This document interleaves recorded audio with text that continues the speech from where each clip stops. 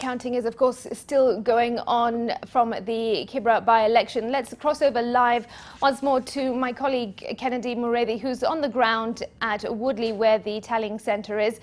Kennedy Mureithi, what do you have for us?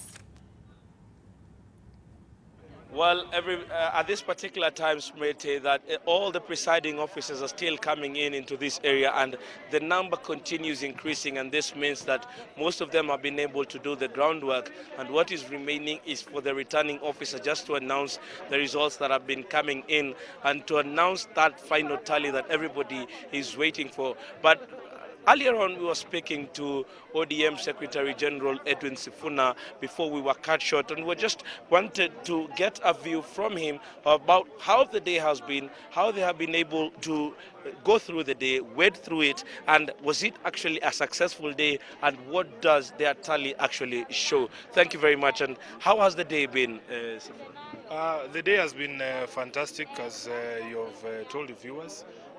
We want to take this opportunity to thank our supporters and the people of Kibra for turning out in a fairly large number to be able to cast their votes. As a party, we are extremely proud of our supporters and of all of our friends who showed up to support us in this particular by-election. As the SG, the list of the people to thank is extremely long. If I start, I might forget somebody and they might get offended, but we are very happy that this was an election to unite the country, that indeed it has brought together a lot of people who many thought would never sit across the same table. But this is the new spirit of this country, that it is possible for us as Kenyans to be able to see things from the same perspective, even though we might not always be the best of friends. So we want to thank everyone. We want to thank God that it has ended successfully. As the SG of the party have already called this election, we have won with a resounding majority. We are not going to wait for the inefficient election management body, because we know they will take until Thursday of next week to announce results that everybody has already. So we are telling them, the IEBC, that some of us need to sleep. Let them come and announce the official results. We already have all the forms. I have personally worked with my forms from the tallying center, for which the election center for which I was a chief agent. I have all the 11 forms. I have presented them here.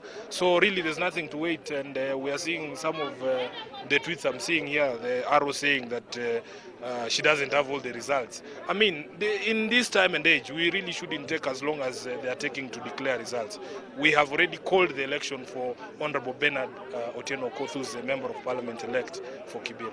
Earlier on, we had an opportunity to speak to some Jubilee politicians who were actually even agents of their candidate, that is MacDonald Mariga, and they were saying that according to their tally, yes, they do agree that Jubilee ODM is ahead of them.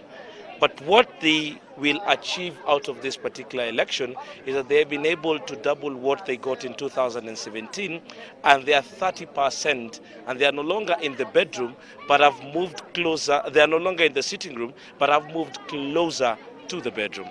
We have always known that math is a challenge to our Tanga brothers, because if you look at the votes that the Tanga candidate received in the last election, they have actually performed worse. It is a simple thing. Figures don't lie. And numbers don't lie. Look at the numbers that were received by the candidate for Jubilee last time and what they have done right now. We are talking about 11,000 votes for Mariga, yet the Jubilee candidate received more than that in the last election. So, hesabu ndio shida. But we are telling them that now, I want to announce to the country, bedroom iko safi, tumesafisha, kunguni wote tumeua. Wakitaka psychotherapy, hakuna shida. You know, when when your husband has left you, you say hata in fact his leg was crooked, his nose was bad, lakini ni kuacha amekuacha. So it's the same theory that ukishidwa, you must always create an excuse. So let them just accept defeat. Walijaribu, they have lost miserably, and they wipe their tears. As we are very generous in, we are magnanimous in our way. Well, that is the side of ODM where they are saying that if it were everything, they would just call that particular election. But we have to wait for IEBC, and as of now, the only polling stations out of the 183 that the residents of Kibra participated in voting today, they have just done about 6. So we are here for the long haul, and we will be giving you that final tally. Is it true that they have won? The words of what Jubilee said earlier on, that ODM is leading, but they do take what that they have made strides in ODM. Remember also we were told that it is also another avenue for the Deputy President to come into Nairobi politics, and some of his biggest supporters have been saying that this particular election, they have proven that Nairobi does not actually belong to anybody and they could come in. Remember, all this has actually also had the Legons and also the it has actually had the hallmarks of a 2022 election, and it has been used as an indicator. Whether it is, we'll be looking at whether there is going to be a Thanksgiving mass, and whether ODM, Raila Odinga, and all the friends that have come, that came to support him, what will they be telling the people of Kibra?